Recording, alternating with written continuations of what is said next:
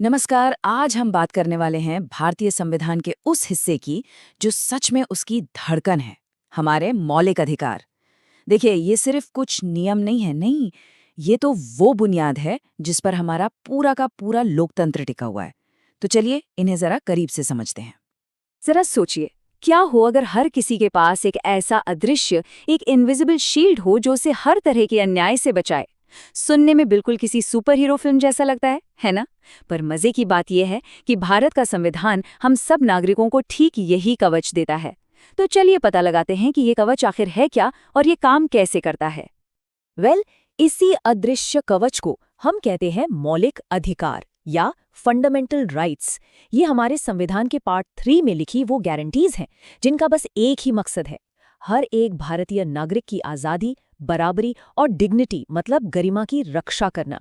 और इससे कोई फर्क नहीं पड़ता कि वो कौन है या देश के किस कोने में रहता है। तो इस शील्ड की, इस कवच की पहली और सबसे मजबूत लेयर कौन सी है? वो है समानता और स्वतंत्रता, मतलब राइट टू इक्वालिटी और राइट टू फ्रीडम। ये दो ऐसे अधिकार हैं जो ये पक्का करते हैं कि भाई हर किसी को आगे बढ़ने का और अपनी जिंदगी अपने हिसाब से जीने का बराबर का मौका मिलना चाहिए। देखिए, इक्वालिटी या समानता ये सिर्फ एक शब्द नहीं है, हमारे संविधान ने इसे बाकायदा कानून बनाया है। जैसे आर्टिकल 14 ये कहता है कि कानून की नज़र में कोई बड़ा या छोटा नहीं, सब एक बराबर हैं। फिर आता है आर्टिकल 15 जो किसी भी तरह के भेदभाव, डिस्क्रिमिनेशन पर रोक लगाता है, चाहे वो धर्म के नाम पर हो, जाति के या जेंडर के। और आर्टिकल 17 ये तो अनटचेबिलिटी यानी छुआछूत जैसी सदियों पुरानी सामाजिक बुराई को जड़ से ही खत्म कर देता है। ये सब मिलकर ही तो एक फेयर सोसाइटी की नींव बनाते हैं। अच्छा, अब बात करते हैं आज़ादी की, यानी फ्रीडम की। आर्टिकल 19 हमें 6 मतलब 6 कमाल की आज़ादियां देता है, जैसे अपने विचार रखने की आज़ादी, शांति से इकट्ठा होकर अपनी बात कहने की आज़ादी, कोई संगठन बनाने की आज़ादी, और हाँ, इस खूबसूरत देश में कहीं भी घूमने और कहीं भी बस जाने की आज़ादी। सही मायनों में यही वो पिलर्स हैं जो हमें एक आज़ाद नागरिक बनाते हैं। और ये जो सुरक्षा है ना, ये और भी गहरी है। आर्टिकल 21 जिसे अक्सर हमारे संविधान का दिल भी कहा जाता है, वो हमें देता है जीवन और व्यक्तिगत स्वतंत्रता का अधिकार। और इसका दायरा बहुत बड़ा है। अब तो इसमें राइट टू प्राइवेसी और साफ सुथरे पर्यावरण का अधिकार भी शामिल है। इसके साथ ही आर्टिकल 20 और 22 ये पक्का करते हैं कि सरकार किसी को भी अपनी मर्जी से गिरफ्तार या सजा नहीं दे सकती। मतलब ये रूल ऑफ लॉ की असली गारंटी है। तो ठीक है, समानता और स्वतंत्रता तो मिल गई, लेकिन हमारा संविधान यही नहीं रुकता।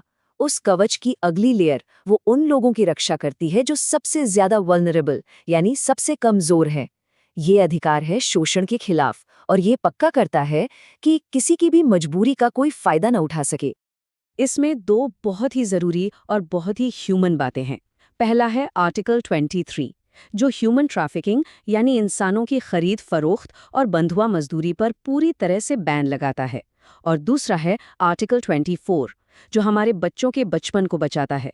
ये साफ साफ कहता है कि 14 साल से कम उम्र के बच्चों से कोई भी खतरनाक काम नहीं करवाया जा सकता। बिल्कुल नहीं।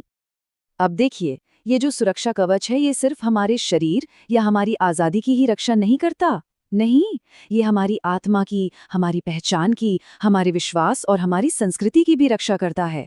और सही मायनों में यही तो है भारत की यूनिटी इन डाइवर्सिटी की असली खूबसूरती। तो इसका मतलब क्या हुआ?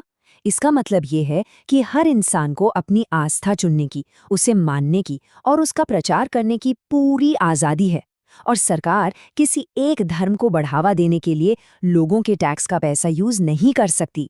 यही वो बात है जो हमारे देश के सेक्युलर फैब्रिक को, हमारे धर्मनिरपेक्ष ताने बाने को मजबूत बनाती है।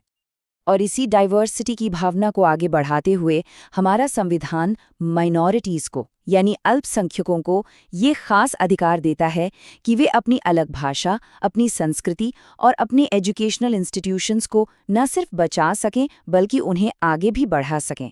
ये इस बात को पक्का करता है कि भारत के इस गुलदस्ते में हर तरह का फूल खिलता रहे। तो अभी तक हमने इस कवच की कई लेयर्स को देखा, है ना?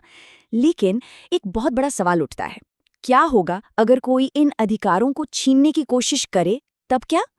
यहीं पर आता है हमारा सबसे पावरफुल, सबसे जरूरी अधिकार। एक ऐसा अधिकार जिसे खुद संविधान के निर्माता डॉक्टर B.R. अम्बेडकर ने संविधान की आत्मा कहा था।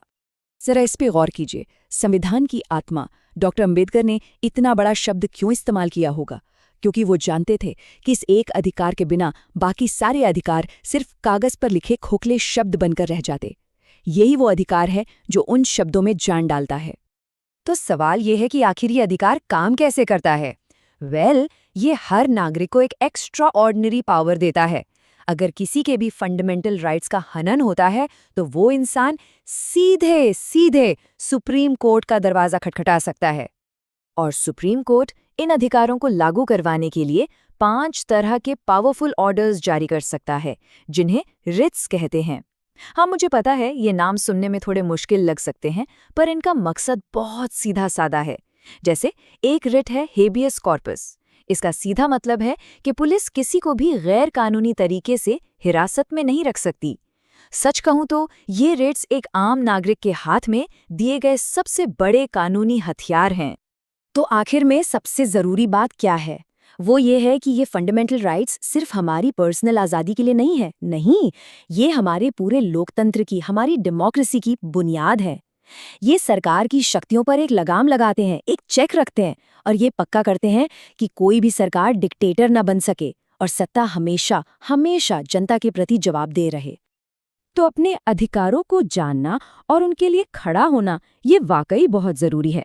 लेकिन जाते जाते एक सवाल सबके लिए।